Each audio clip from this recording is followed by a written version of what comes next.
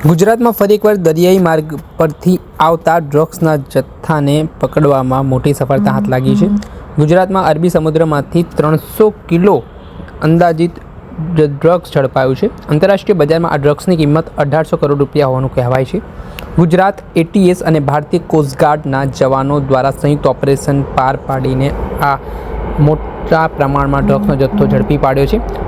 Indian કોસ્ટગાર્ડે 12 અને 13 એપ્રિલે 22ની રાત્રે ગુજરાત એટીએસ સાથે સંયુક્ત ઓપરેશનમાં ગુજરાતના દરિયાકાંઠેથી MBLમાંથી રૂપિયા 1800 કરોડની કિંમતનો 300 કિલો ડ્રગ્સનું કન્સાઇનમેન્ટ જપ્ત કર્યું છે, જેને દરિયામાં ફેંકીને તસ્કરો નાસી છૂટ્યા હોવાની વિગતો પણ સામે આવી હતી।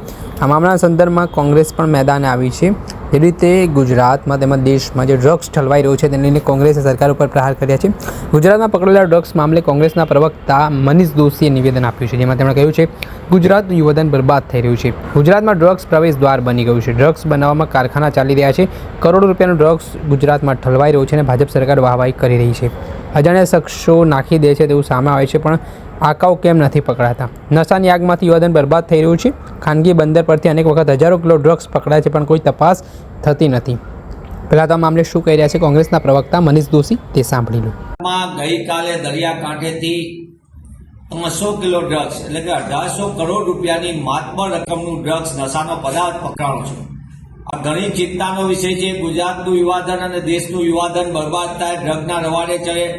આ નશાનો કારોબાર બે રોકટોક ચાલી રહ્યો છે અને ગુજરાતનો દરિયા કિનારો હોય કે જમીની હોય ત્યાંથી મોટા પાયે પ્રવેશદ્વારની જેમ ડ્રગ્સનો હેરફેર થઈ રહી છે। ગુજરાતમાં માત્ર દરિયા કિનારેથી નહીં પણ ગુજરાતમાં અનેક બંધ ફેક્ટરીઓની અંદર ડ્રગ્સ બનાવવાના કારખાના ચાલી રહ્યા અને આ કારખાનાથી સમગ્ર દેશની અંદર અને વિશ્વમાં પણ ડ્રગ્સ બનાવવાના આપણી સામે પુરાવા આવ્યા છે। ત્યારે કરોડો રૂપિયાનું ડ્રગ્સ ઠલવાય અને ભાજપની ભ્રષ્ટ સરકાર આંખ આડા કાન કરીને પકડાણા પછી વાહવાહી કરે, મને એમ લાગે છે આનાથી મોટી કોઈ ચિંતાનો વિષય ન હોય।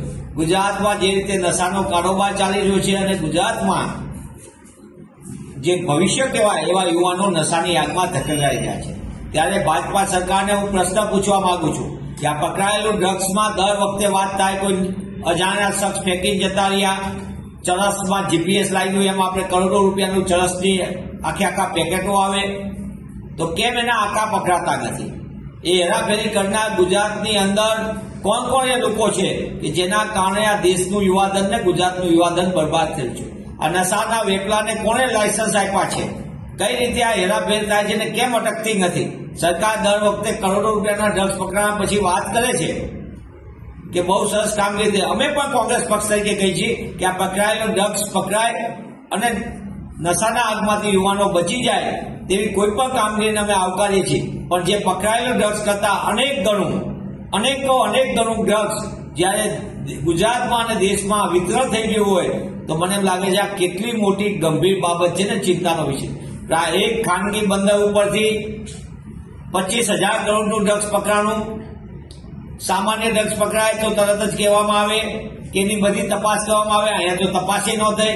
આ તો એક કન્ટેનર, એવા કેટલા કન્ટેનરો પાવડરના નામે દેશમાં જે તે જગ્યાએ વિતરણ થઈ ગયા, એનો જવાબ આજ દિન સુધી સરકાર નથી આપતી।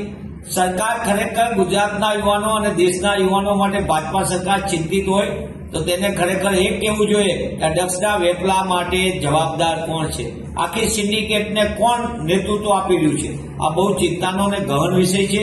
ત્યારે આપના માધ્યમથી સરકાર આગળ માંગ કરું છું કે જે ભાજપા સરકારે વાયદો કર્યો હતો દર વર્ષે 2 કરોડ રોજગાર, એ રોજગાર તો ન આપી શકી, પણ દેશના યુવાનોને અને ગુજરાતના યુવાનોને નશાની આગમાં ધકેલવાના જે કારનામા ચાલી રહ્યા છે એ કારનામા સમગ્ર દેશને ઉજ્જવળ ભવિષ્ય સામે મોટો પડકાર છે। દેશના યુવાનોને લાખો પરિવારની બરબાદીનું છે, ત્યારે નશાના કારોબાર ઉપર રોક લાગવી જોઈએ અને આના દેશની અંદર ગુજરાતની અંદર નશાના કારોબારના જે કોઈ ઠેકેદારો હોય એની ઉપર રોક લાગવી જોઈએ। આપણે સાંભળ્યા હતા કોંગ્રેસના પ્રવક્તા મનીષ દોશી, તેમણે આકરા પ્રહાર સરકાર ઉપર કર્યા છે ને નાની માછલીઓ પકડાતી હોય છે પરંતુ મોટા મગરમચ્છો ક્યારે પકડાશે તેને લઈને તેમણે સવાલ ઉઠાવ્યા છે।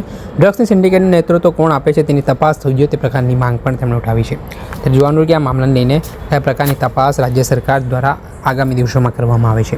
દર્શક મિત્રો, અનકવરેજ ન્યૂઝને આપ લાઇક કરી લો, સબસ્ક્રાઇબ કરી લો અને શેર કરવાનું ભૂલતા નહીં।